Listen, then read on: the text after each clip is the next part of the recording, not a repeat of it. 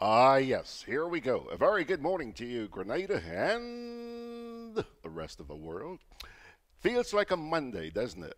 Well, it's not. It's a Friday morning. Got a whole weekend to look forward to. I certainly hope you folks enjoyed your Corpus Christi. I imagine that a number of you were out there getting your little pinkies dirty, planting some stuff in the soil. And yeah, I tell you, how timely.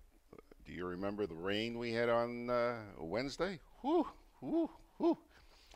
That was a downpour here in St. George. Really, really, really. And I don't know how much damage was done around the rest of the island, but I can tell you that after Sharon and I got through here on Wednesday morning, we took a ride down along the Karani James Boulevard down to the fish shop. The rain had just started coming down as we were going along the boulevard.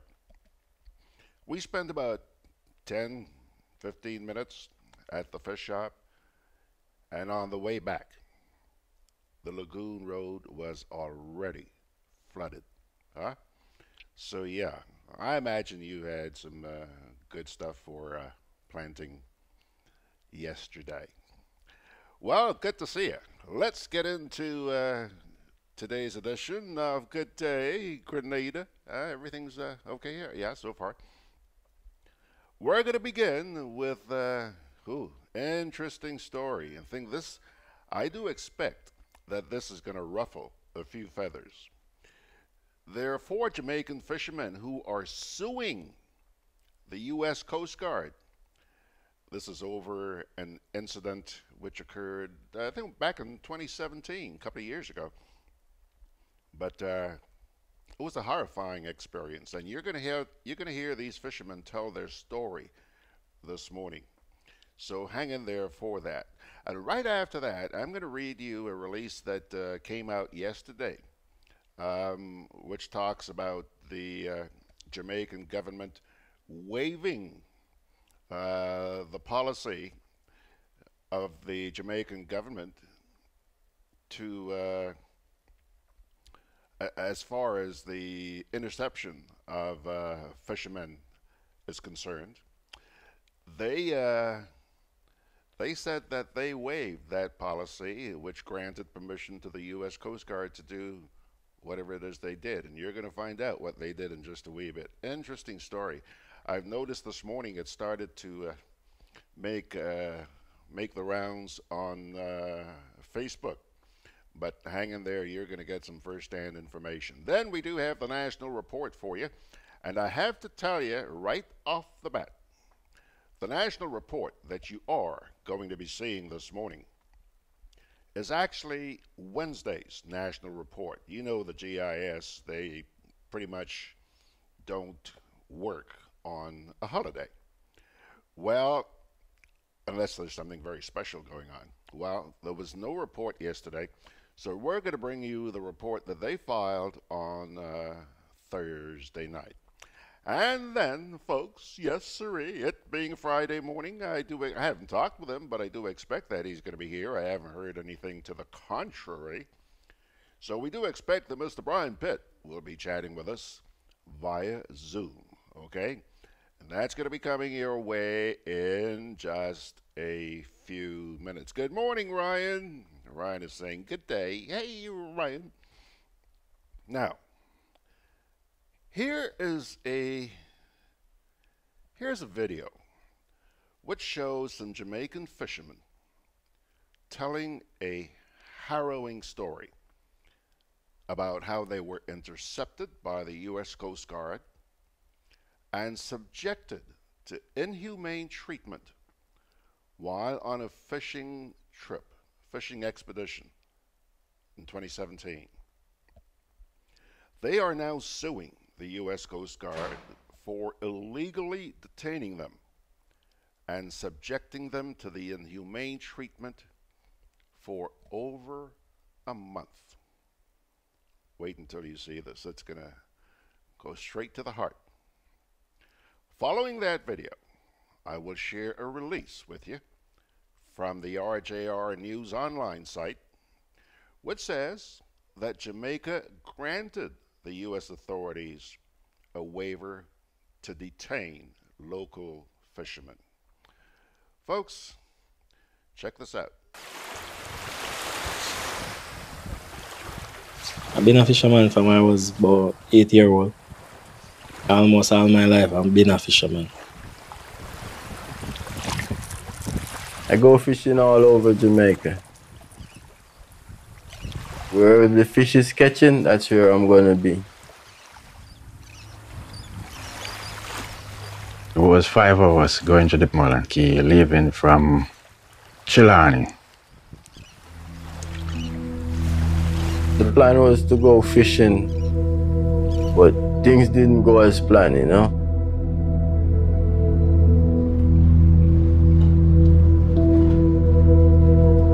In the night, we leave out to go fishing. When we reach a certain distance, then the weather get bad. We develop difficulties, engine problem, so we drift off course. We see this vessel up in the sunlight coming down on us. We see US flag. When they come beside us, they say, stop the boat, this is US Coast Guard, and then we stop. 2 Coast Guard boarded the boat. They asked what we were doing, we tell them we were fishing. We show them our license and everything, and the paper for the boat and everything.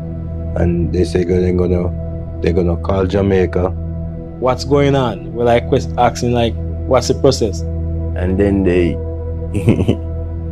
put their guns up and say, we to get on the small boat. They put us on the big ship, they tell us to take our clothes off, strip naked. They give us a white suit.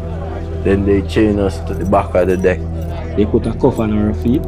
And then they got a lot of other people chaining on the boat from different countries same way with us.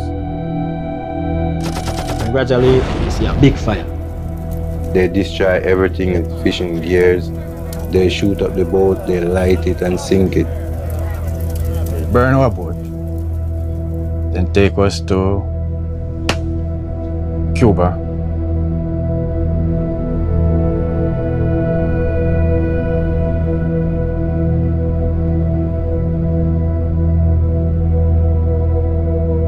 They said we're not being charged, we're only being detained.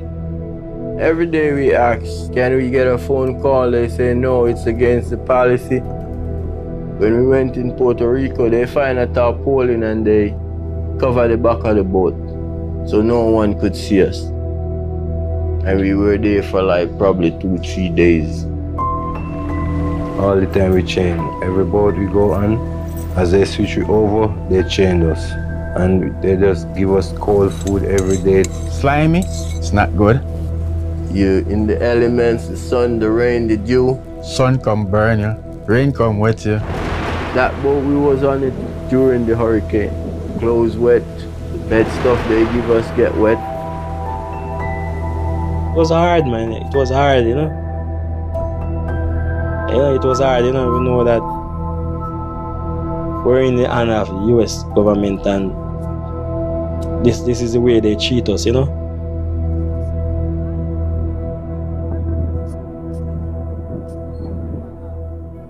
We were treating like we are garbage.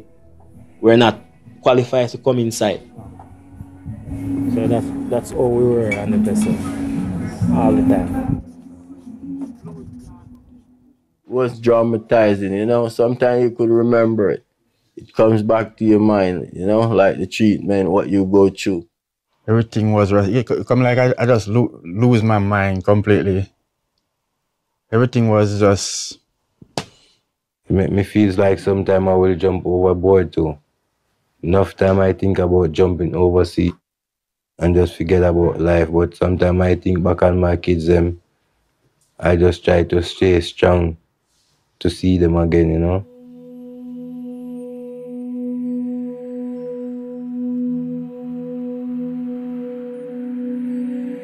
We didn't get a phone call until 1 month, 4 days, until they take us to Miami, take us to the FDC. I called home and I tried to get to my baby mama.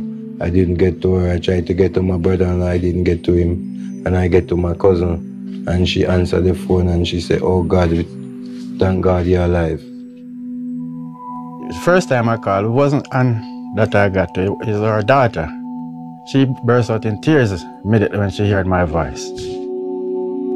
I was all over in tears. I couldn't talk. It's like all crying. Everybody in Jamaica say I was a dead man because nobody know nothing.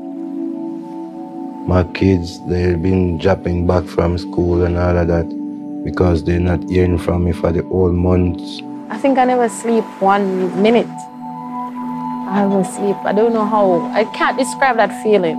It's a horrible feeling.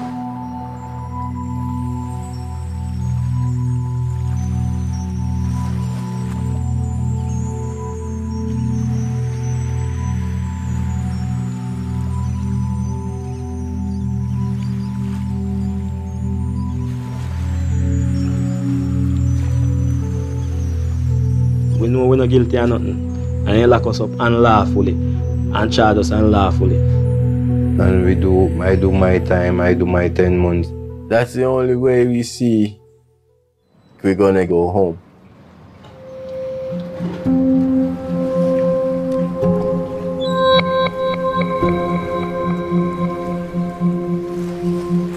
You ever been somewhere after a storm? And when you look the whole place strange, your place trashed. Yeah, that's how I come home. I gotta start all over, pick my life up, you know, fix the pieces. Come back to Jamaica, we don't have nothing. I lose everything. I lose my boat, I lose my fishing gears. I have to try to start all over. And it's rough. Right now, we're just trying to get back together. Get a new start, see if we can build back the crew, you know? But each time you think about them things, it's like, it just break you. Yeah, it's just break you. You still leave back a memory in your brain, you know? What you've been through and all of that, you know? I was going to do something to help myself and help my family. And it wasn't nothing illegal. It was fishing. There's no human rights out there. They treat you like animals. That's why I wanna do this case so they can be exposed to the world. Let the world know what they're doing out there. That's the question I want to ask the court. What's the reason for that? If there's a law for that, I want to know if it's against the law to hold a man 1 month before being charging him. I want some answers. I want to know how. How did this happen? And why did this happen? I want the world to see what's really going on.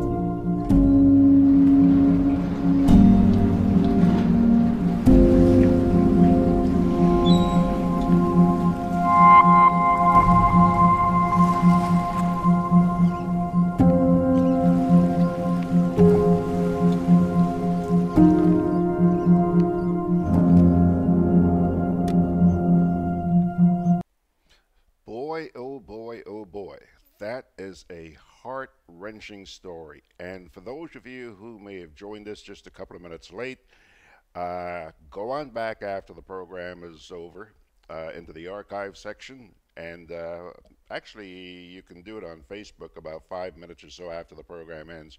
You'll be able to watch that segment in its entirety. Now, I mentioned that yesterday there was a release which came out from RJR News Online in Jamaica. It is captioned, Jamaica granted U.S. authorities a waiver to detain local fishermen. And here's the text of that story. The government of Jamaica has disclosed that it granted a waiver to the U.S. authorities, allowing them to detain 4 Jamaican fishermen who have now filed a lawsuit against the United States Coast Guard on claims of being held in inhumane conditions for over a month. In a media release on Tuesday afternoon, The Foreign Affairs Ministry also stated that there is no record of any complaint of mistreatment lodged with the Jamaican government by the men. The Foreign Affairs Ministry has revealed that its waiver allowed for the arrest of 5 Jamaicans in 2017 under the shipwrighter agreement with the U.S. based on information regarding suspicion of trafficking in contraband, the location of the vessel, the Jamaican registration of the vessel, and the nationality of the crew. It said the waiver was also granted on the condition that the health of the Jamaicans was guaranteed. 4 of these 5 men are now being represented by the American Civil Liberties Union in a lawsuit filed in a U.S. court just last week. They claim that they were stripped naked, chained to the decks of a U.S. Coast Guard vessel, made to lie in feces, and had their boat burned. However, the ministry has said there is no record of any complaint by the men since their arrest, including during their deportation last year when they engaged directly with a staff of the Consulate General in Miami or on their return to Jamaica. The Foreign Affairs Ministry says it also regrets that the family of the men did not contact the ministry when the men went missing. The ministry said it has started discussions with the U.S. Embassy in Jamaica regarding the procedures being followed by the U.S. Coast Guard to address the regional maritime security challenges. Now, Ryan says here, in the USA, cats and dogs are loved more than human beings. Sad, real sad. And let's see here. Iva Holas is asking what this video is about. Iva, just go on back and take a look once the program has ended. Fitzroy Adams is saying good morning from New York. Bernard is also saying good morning. And Ryan says, nothing can allow for the inhumane treatment to Jamaican fishermen by the U.S. gunboat. Pilgrims, go on back, take a look. That is a very moving story. Now, let's take a little break here, and we'll come on back with the GIS. This summer, make your dreams a reality with a Co-op Bank Summer Sizzle Loan. Get up to $20,000 and qualify for a chance to win a staycation at Silver Sands. Go on a vacation. Enjoy the carnival season. Have your dream wedding or make home improvements. Make this summer sizzle with everything you want it to be. Visit your nearest retail banking unit for more details. Special terms and conditions apply.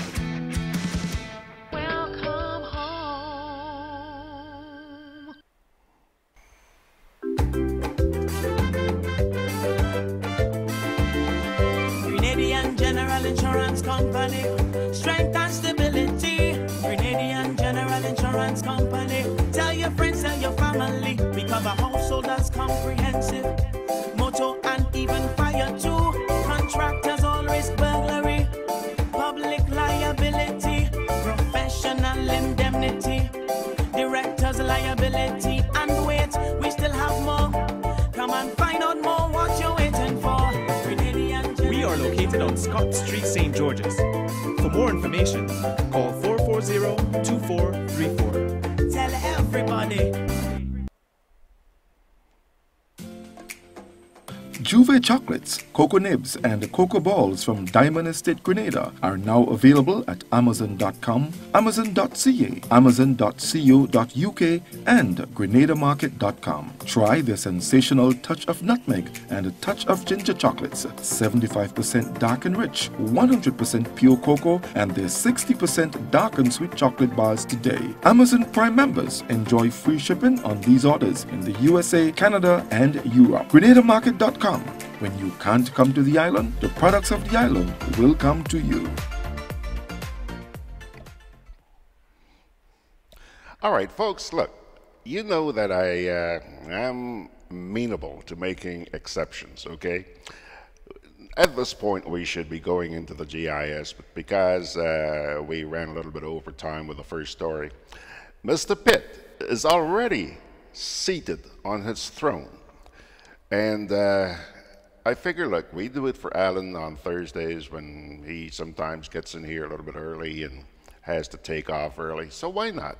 Why not do it for Mr. Pitt?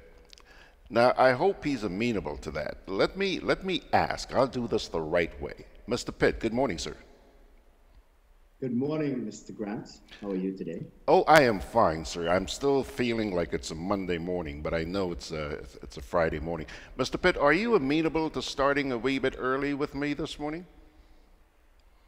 Mr. Grant, I am happy to join the privileged class of Mr. Brzezinski. Yes, you're in good company, boy. You're in good company. That's Brzezinski privilege. Tell him I said so. I certainly will as soon as I get off the air here. So, Brian, let me start by asking you this. Did you hear that story a little while ago? No, I didn't. That's just before. What was that story about? It's about 4 Jamaican fishermen who, yeah, they went fishing. Yeah. Well, you know, that's an oldish kind of story.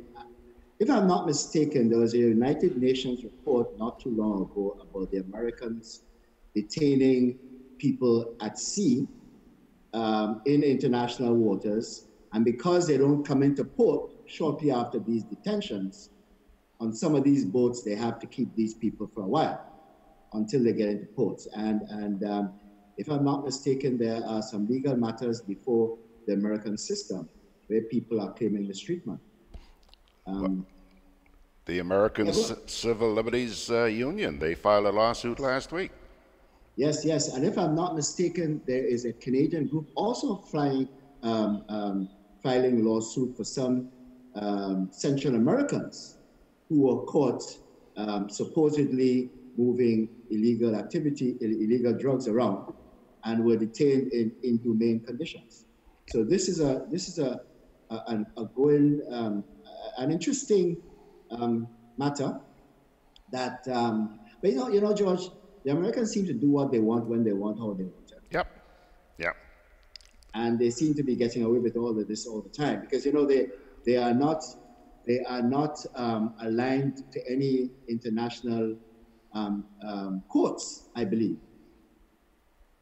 So that this matter is dealt with internally. Yeah. I don't even believe, because they are a member of the Security Council, that the United Nations have any clout in getting change. Margaret says, I guess in your estimation that the Jamaicans are lying and the U.S. is telling the truth. Shaking my damn head.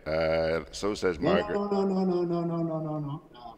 Who's lying? The Jamaicans are lying? Margaret says, I guess in your estimation, and probably mine as well, the Jamaicans are lying and the U.S. is telling the truth. No. Margaret is misunderstanding me. There is evidence that there are other groups from other countries that are suffering the same fate that these Jamaicans suffer. So, I mean, there is evidence that people from different countries who are caught on the high seas are subjected to inhumane conditions. Yeah. I think Margaret misunderstood what I said.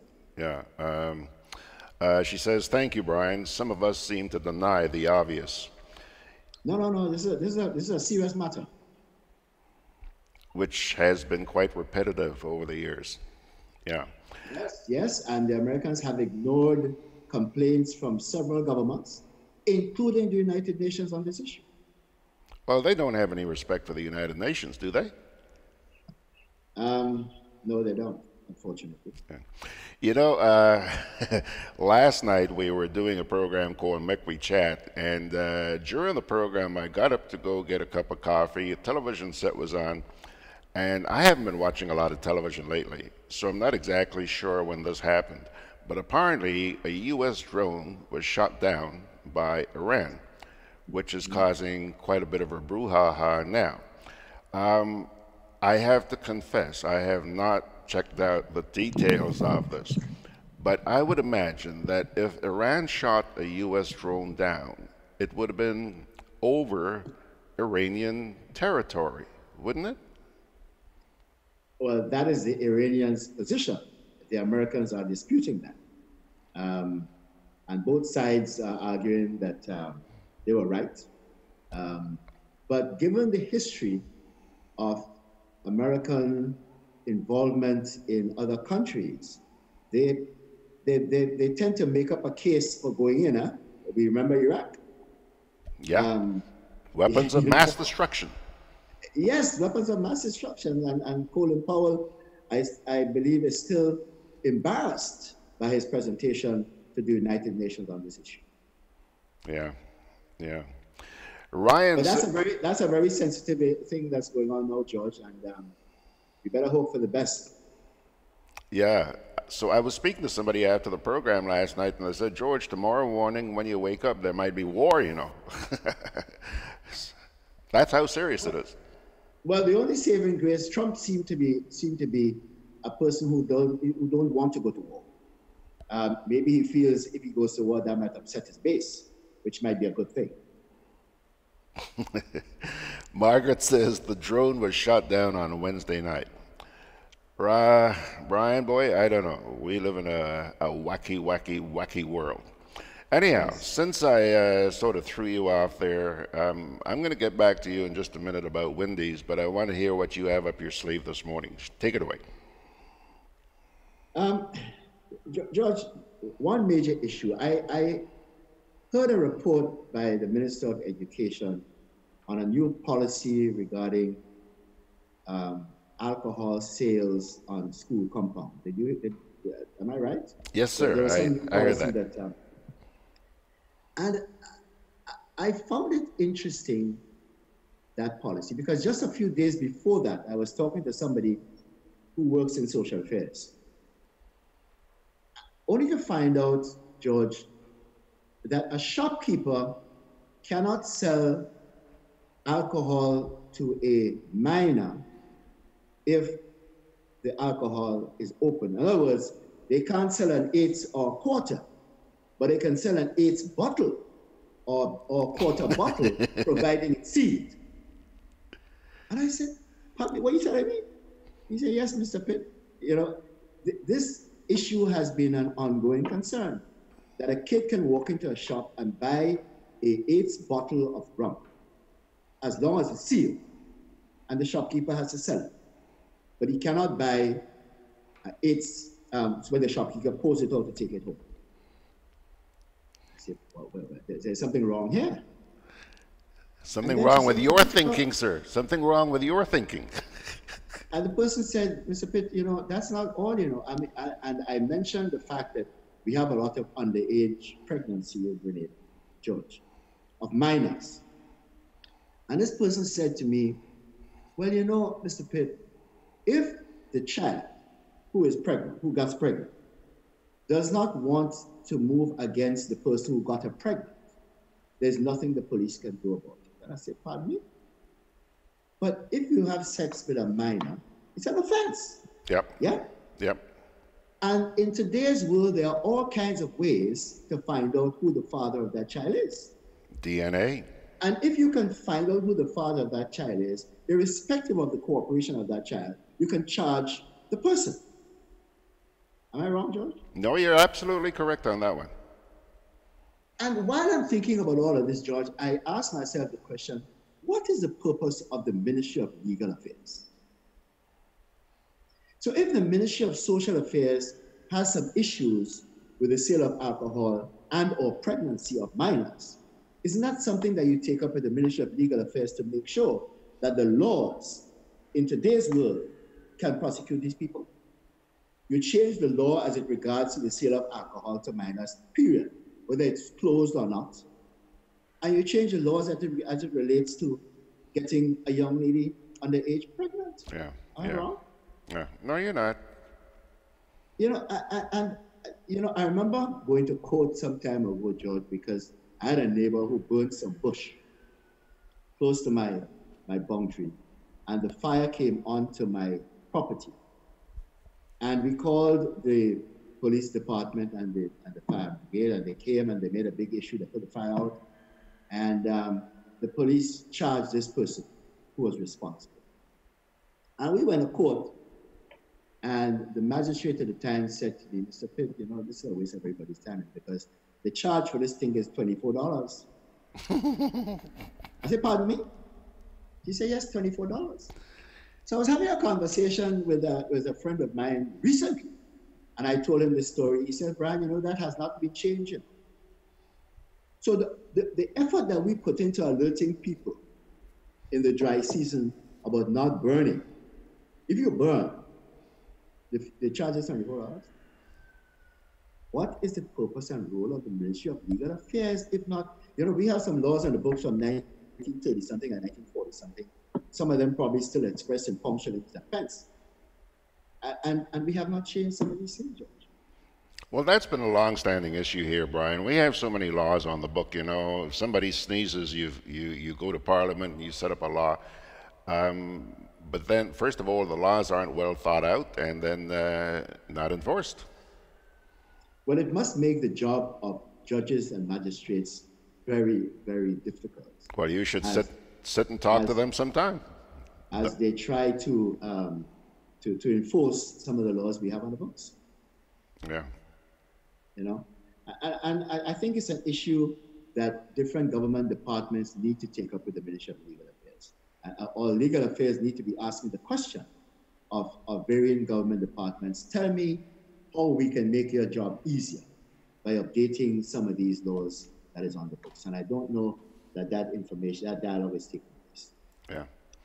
There's another issue that I saw on your website, George. It was an opinion piece written by Claudette Joseph in regards to the Grenlec and the government of Grenada. Ah, yes. And I found that it says part 1, so I'm looking forward to part 2. This thing was so well written. Yeah. It reminded me, well, okay, where are our journalists in Grenada? And if Claudette can put together a piece like that, and to be quite honest, I'm reading this thing and I'm saying to myself, you mean if this is true, then we are about to lose another case to a company that is going to cost the taxpayers a lot of money, which the Prime Minister not too long ago complained about in terms of the amount of judgments against the government of Britain. Yeah. Yes, George? Yeah, absolutely. Where are our journalists, George? And I asked the question because they are the fifth estate, if I'm not mistaken. So we need good journalists, especially in this Grenada right now, where the one party controls everything. Yeah. You noticed. Yes, I did. Yes, I did. One final issue, George, and it is something there's a conversation going on in the United States right now about reparations. I think there was a meeting in front of Congress a couple of days ago. Reparations. And on this issue, I want to compliment Dr. Hilary Beckles. You know, the University of the West Indies is about, if they haven't yet, about to receive reparations from an institution in the UK that benefited from slavery. Yeah. So reparations the argument should not be that governments should pay reparations. If we in the Caribbean and the United States were to do our research and find out what institutions have benefited from slavery, then that might be their push to take to get reparation. Yeah. Right, George? Yeah. So I think there's an agreement now between the University of the West Indies and this Institute of Learning in the United Kingdom, so that the university will stand to benefit, and as a result, our children will benefit. Yeah. Well said, Ron. Interesting discussion, George. Interesting. George, that's about all I have today. Anything you want to add? Well, not necessarily me. I'm going to come after you about cricket in just a minute. You ain't going to get away. You ain't getting away until I hit you with that one. But there's some comments on Facebook here. Ryan says, journalist in Grenada? You're kidding, Brian. George, we have to keep hoping. And we have to keep hoping that people are listening. Because the world is changing right before our eyes. As a matter of fact, we hear now Facebook is talking about a currency, and we have not yet even tried to regulate what's happening on social media. Yeah. And now they're talking about a currency. So the thing is gone way ahead of us, and we're still dabbling in laws that are 1930, 1940-ish. Ryan says here, unique angle on reparations, Brian. He's been listening to what you're saying. Yes, that is the way to go. And because we have the leverage of boycotting these institutions. Kipling Francis says, it's really sad to see the incompetence of the government. Oh, not the government, the party who acts like the government. Oh boy. Whether he likes it or not, George, that's the government that the people elected. I heard somebody said after the last election, I found it funny. They said that the people have spoken. But the people have talk shit sometimes. Yeah. Yes. No kidding. No kidding. John Bruno says, I think he's in Carriacou or Petit Martinique, he says, many of the big nations are supportive of reparation for the Jews. Why not the same for blacks? Yes, but there's a lot of resistance to that. So the institutional way might be the better way to go. And again, I commend Hillary Bickles and his team for taking this approach. Then Earl Joseph Maitland says access to certain information isn't even granted to the journalists, and I can attest to that. And he goes on to say journalists are limited just as we are. There is no bias when it comes to the deprivation of transparency. The man speaks volumes. Yes. And if that is the case, we better start lobbying for some Freedom of Information Act. Oh, please! How many years has that lobby been going? Well, it has not. The leadership has not been there, George. And I think the leadership for the Media Association. If I'm not mistaken, some of the people who have led the Media Association over the years are very questionable. Yeah. Margaret says, actually, Brian, that discussion is happening here re-institutions. Check Georgetown University and their attempts to compensate the descendants of those slaves the university sold to get out of bankruptcy. They are providing free education, and Georgetown students voted to tax themselves to pay for this. Well, that's good. That's good. If that is going on in the United States. Jorge says, I am just trying to see the big picture from both angles and with an open mind. Are you? Okay, I think that's a debate he's got going with Margaret there. Let me scroll back here. Okay, I think that's it for the time being. Now, Mr. Pitt, you can wipe the smile off your face. The West Indies. Yes, we are coming home early. We are coming home early, and maybe it's a good thing, George, so that we can back off all this international cricket for a while, put our house in order before we re-enter. Maybe we should not have even been at the World Cup, to be quite honest with you. At the last game, it was very evident, George, that Russell was injured. As a matter of fact, I think Russell has been injured since his competition started.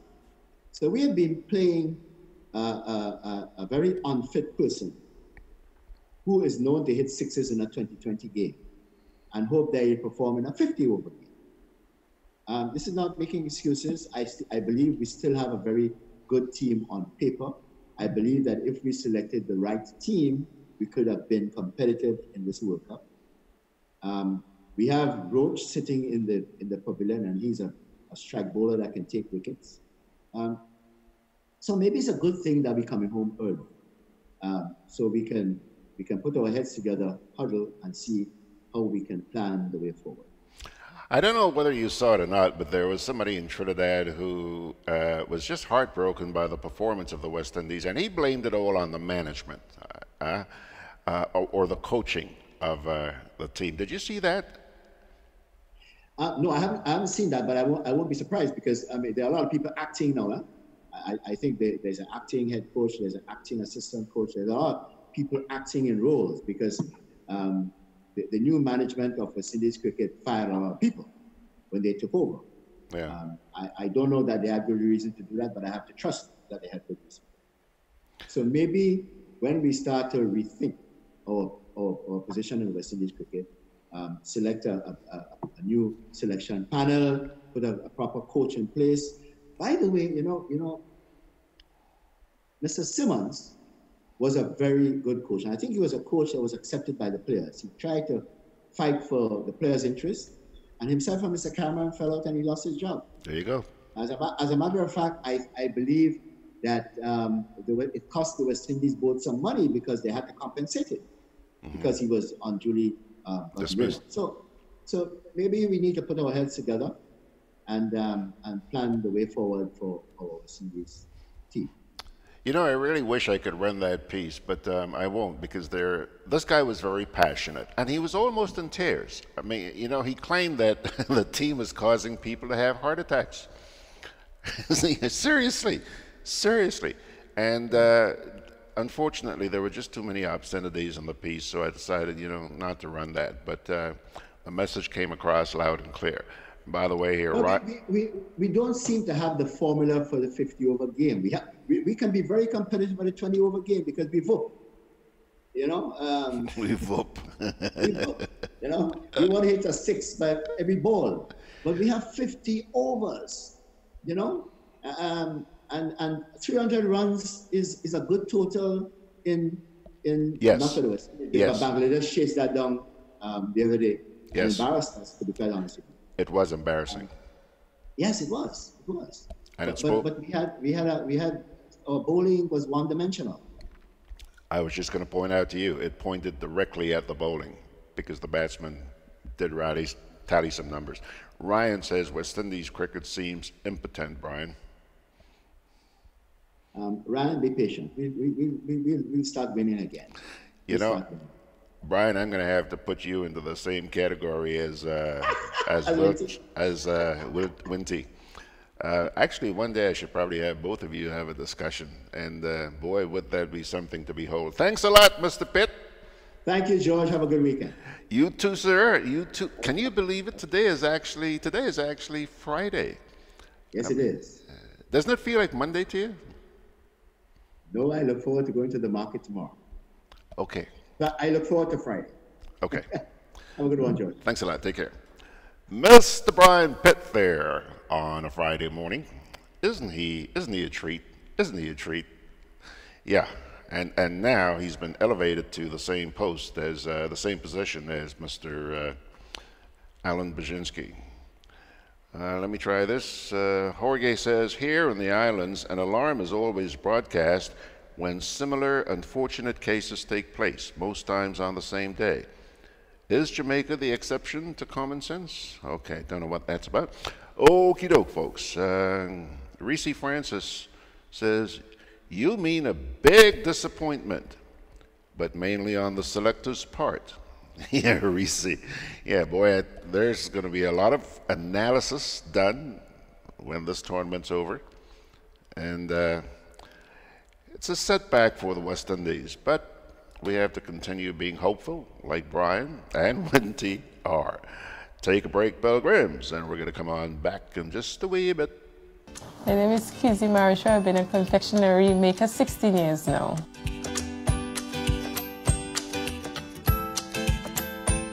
Well, as a child growing up, my grandmom always make fudge and always make any candies, cakes, as I remember. And I always have an interest in that, you know. It's like when I'm in the kitchen, I'm very happy.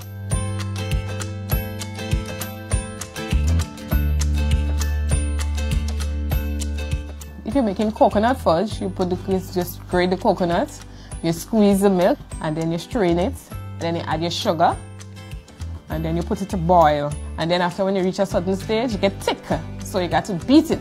Then after, when you beat it, you pour it out, and then wait for a few minutes to get hard, and then you slice it, you cut it, and then after you break it up, and then you package it. Yeah.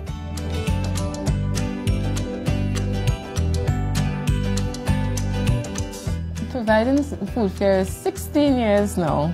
I remember when I just go drop it in the fudge. I was a bit younger too, and I met Miss Harris. So I went in and I said, I have a product here, some fudge. I was wondering if y'all would be interested to take some fudge or candies from me. I showed her, she said, you look very nice, So she said, I'll try it. So she told me to bring back some another day. So that's when I started, but Miss Harris took it from me, and then they would start, I had a good relationship with them. Of course, I felt special, at least somebody taking my thing local, and, other people can see it, because if I just have it, much people come, a lot of people comes in, they're foreigners.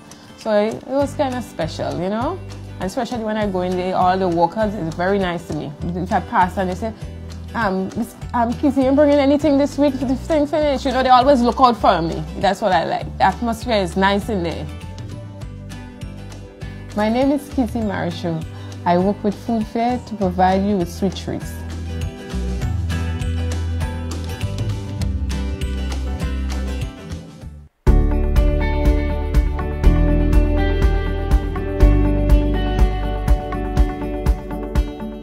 A natural disaster can change your life in minutes. Preparation is the best protection for your family and business. Prepare now. Create a disaster plan and make sure everyone knows what to do. Store water, non-perishable food, and medication. Remember basic emergency supplies such as batteries and flashlights. Trim overhanging trees. If trees near power lines are unsafe to trim, call GRENADA at 237 for assistance or advice. Install surge protectors to safeguard your electrical devices against outages and intermittent surges. For more information, visit grenlec.com. GRENADA, energizing our Grenada.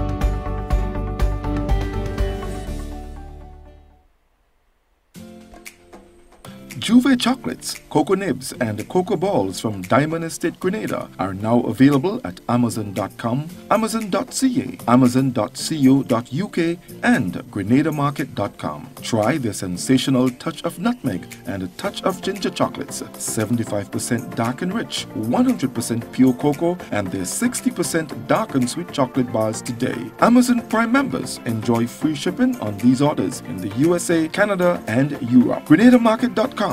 When you can't come to the island, the products of the island will come to you.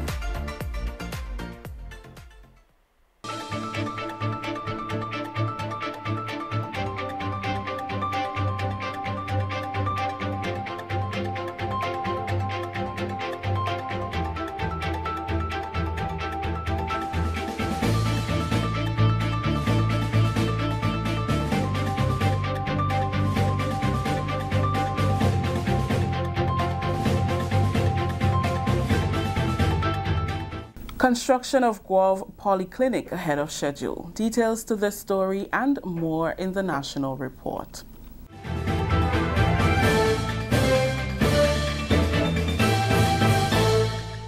With the details to the news for Wednesday, June 19th, I am Rakisha St. Louis. 8 months after the ceremonial sod turning on October 26, 2018, by government and EU officials, the Guave Health Center has risen from the dust, with construction ahead of schedule and eyes focused on the model health facility, which is expected to be the only government polyclinic on island. We get more in this Kevil Frederick report.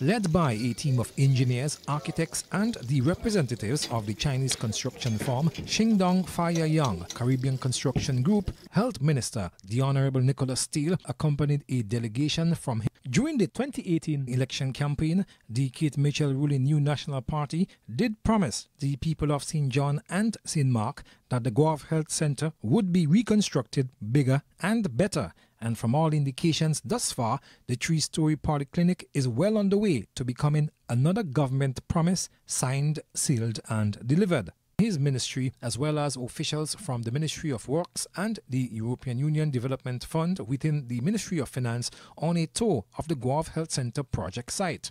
At the start of the visit, Lorna Charles, an architect from the Ministry of Works, shared some insights on the project. This is going to be the principal parking lot for the area. And as you come into the parking lot now, we have a little bridge where you would access the actual upstairs, or what we call the second floor of the building. Because we go basement, ground floor, first floor and second floor. So as you enter here, you would have all the services. We are going to put a staircase here so that you can access the ground floor, and you have an extra entrance, escape, emergency access, whatever you want to call it. Having toured the project from top to bottom and been part of the discussions with the experts, the health minister told our GAS team, the project is ahead of schedule with respect to the contractor. It's actually based on schedule now, 8 months ahead of schedule. We're hoping to maintain that advancement on it to deliver this project ahead of schedule and within budget. During the 2018 election campaign, the Kate Mitchell ruling New National Party did promise the people of St. John and St. Mark that the Guave Health Center would be reconstructed bigger and better. And from all indications thus far, the 3-story polyclinic is well on the way to becoming another government promise signed, sealed and delivered. I am happy that we started. I have made public comments that it was long overdue in terms of the starting. But once started, with the contractor working hand in hand with us, we are ahead of schedule with respect to the time for construction. But the people of St. John's, St. Mark's will have their polyclinic in 2020. The island's health minister is confident that the soon-to-be polyclinic will improve the delivery of care to all those who access services. It will serve the community better. It will reduce the need for individuals to go all the way to the general hospital. It will increase the time, the efficiency with respect to reducing the time between incident and getting to care, because this facility is central to the St. John, St. Mark's community. So it will benefit. It is a more efficient structure. We have been working hand in hand with the European Union and Pan American Health Organization on. Also to mention that this facility is also a smart facility with respect to its climate resilience, its ability to withstand a disaster. So it will be up and running based on its design. It is meant to be up and running post-disaster to serve this community, or to continue to serve this community. Nicole Garaway Forsyth, one of the EU's representatives who also toured the project, told GIS her team was satisfied with the level of progress thus far. We're very happy to see the progress that has been made thus far. This site visit here today allowed us to really identify some of the issues, to also to assess the work that has been undertaken, and really to get a better idea, a heightened appreciation of the work that is left to be undertaken under this project. She described the project as a win for Grenada. The European Union were very pleased to partner with the government of Grenada, and we earnestly believe that this is a win for the government and people of Grenada. Meanwhile, with all eyes focused on the new development currently taking place in the nation's fishing capital, government and private technical experts say they are hoping to keep the momentum to deliver the project ahead of schedule without sacrificing the quality with respect to the specifications and requirements of the building. I am Kevin Frederick reporting for the National Report. Minister for Trade, Industry, Cooperatives and CARICOM Affairs, Honorable Oliver Joseph, has promised Grenada's unwavering commitment and support following its historic election to the United Nations Security Council. He was speaking at the 4th sitting of the OECS Assembly in Antigua this week. St. Vincent and the Grenadines was elected to the seat that is allocated to the group of Latin America and Caribbean states for the period of January 1st, 2020 to December 31st, 2021, with the support of 185 member states, over 90% of the United Nations membership. The voting took place at the United Nations headquarters in New York earlier this month. Minister Joseph described the victory as one for all small island states. St. Vincent, you're a sign of hope for all small island developing states. And we in Grenada pledge our full support to you as you start your 2-year journey on the Security Council. Rest assured, and I may say the rest of the OECS, you have our full support as you make your mark, and I have no doubt that you will do a good job. The other 4 countries that have been elected to the United Nations' most powerful body are Estonia, Niger, Tunisia, and Vietnam. This is the National Report. We'll have more news after the break. Every summer, the Spice Island of Grenada is transformed into the Caribbean's biggest party, Spice Man. Coming down to Grenada. Come experience the warmth of our people, trending theme fats, the revelry, the pageantry, and why we are the Jab Nation. The Kids Our Future shines on August 3rd in the Children's Carnival Frolic and the Junior Calypso Show. 7 beauties take center stage as the Queen of Carnival is crowned on majestic Thursday, August 8th. The prestigious Soca and Groovy Monarchs are crowned on Carnival Friday night, August 9th. Enjoy the pulsating rhythms of the Still Pan at the Junior and the Senior Panorama on Carnival Saturday, August 10th, and Real Steel, August 17th. The March Gras crowns the Calypso Monarch on Carnival Sunday, August 11th. 2 days of frolicking in the Caribbean sun kicks off on Monday morning, August 12th, with the biggest juve in the world, followed by pageant and Monday night mass. The creativity and splendor of our mass parades on the road Carnival Tuesday, August 13th. Join us in the Jab Nation of Grenada, August 8 to 12 for Spice Mass 2019. Many events, one carnival. Welcome back. Building a highly competent and skilled workforce. That is the objective of the 2-day World Skills Grenada competition, which was held at Tamsisi's Hospitality Center. It was held under the theme Showcasing Youth Skills for Employment, with competition focused in 4 broad areas. Details from Annette Moore. The WorldSkills Grenada competition is modeled after the WorldSkills International competition, which is focused on skills excellence and youth development, geared at building confidence, empowering communities, and helping to fuel economies. What I'm very impressed with is that we had so many people come to assist us in terms of volunteers. We had all our judges, we have had coaches, experts, student volunteers, industry experts in the field, you media people, a lot of people have come forward to assist us in making sure that this competition is a success. The WorldSkills Grenada competition is intended to showcase the technical competencies of young Grenadians in 4 skill areas. In this year's event, competitors between the ages of 17 and 25 years old competed in the areas of cooking, fashion technology, graphic design technology, and beauty therapy. Participants shared how they were progressing on the first day of competition, and the judges also provided feedback. Today's event was good, but there is areas that could be developed. There is things that could be done to, get the participants up to speed. The competition helps us with speed, time management, and thinking on the spot, because when we got the criteria, we had to think about what we wanted to do, each sauce, each everything, what we putting into this and that. Today's event, we have to produce a dress like farm gown, high fashion, couture styling. So I did my design. We have to sketch. The first part is sketching out the design, and then we meet with the models. We take the measurement to assure that everything is okay. Right.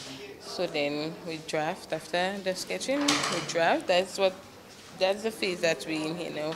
We have about an hour and a half to do both, and then after that we do the cutting. There's the cutting of the pattern, and then after we sew, which is tomorrow because it's 2 days of competition. Beauty participants were also enthusiastic about their experience. They had us make a video of doing a facial and somebody here, and then we had to send the video to them. So that's how I make it to here. Certain things we didn't know, so we had to take extra time. We had to practice, we had to take notes, we had to revise, still research after. Today it played out really good. I was able to finish all my tasks on time.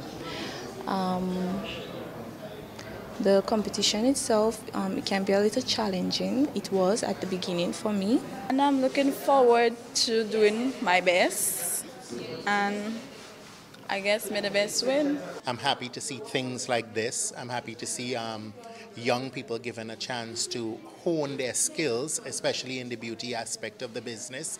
I was very impressed with what I saw here today. There's always room for improvement, as I always say, but the first step is to doing it right, and I think that they have that well set. I've been cutting it very close with the time constraint. I had higher expectations for one, to start a little earlier, but also not to have so many tasks at hand, because I have to create a logo, create postcards, and then I still have to create a booklet and so on, and it's a lot.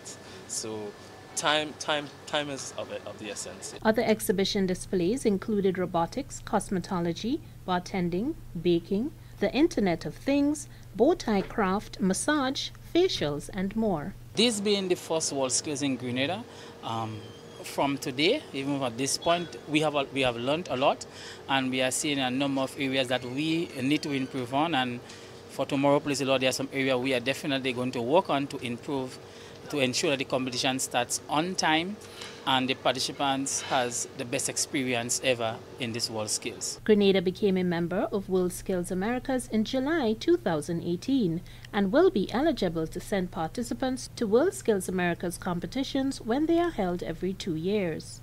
For the National Report, I'm Annette Moore. That story just ended the National Report for today, Wednesday, June 19th. Let's recap the top story.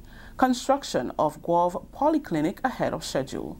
On behalf of everyone here at the Government Information Service who made this newscast possible, I am Rakisha St. Louis saying thank you for joining us. Until next time.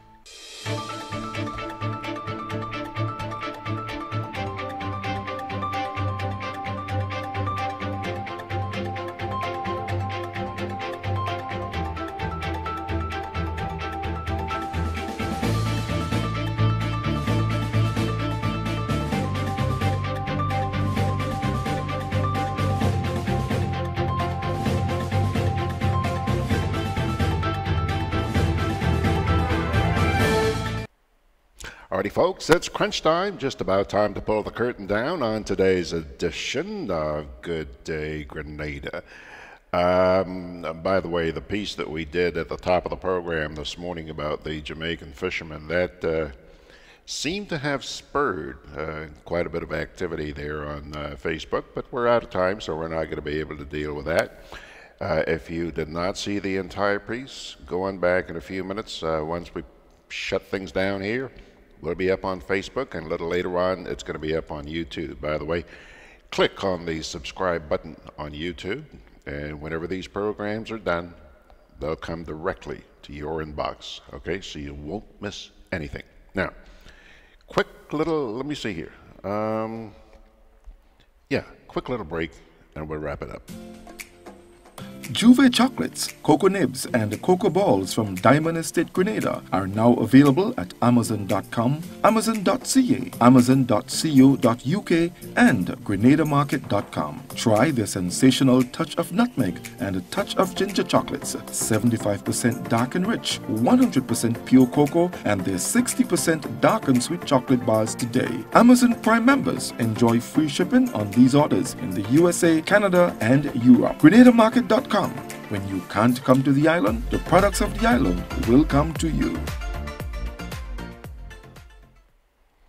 Today's inspirational word comes to you from the book of Hebrews, Hebrews chapter 8, verses 10, 11, and 12. This is the covenant I will establish with the people of Israel after that time, declares the Lord. I will put my laws in their minds and write them on their hearts. I will be their God, and they will be my people.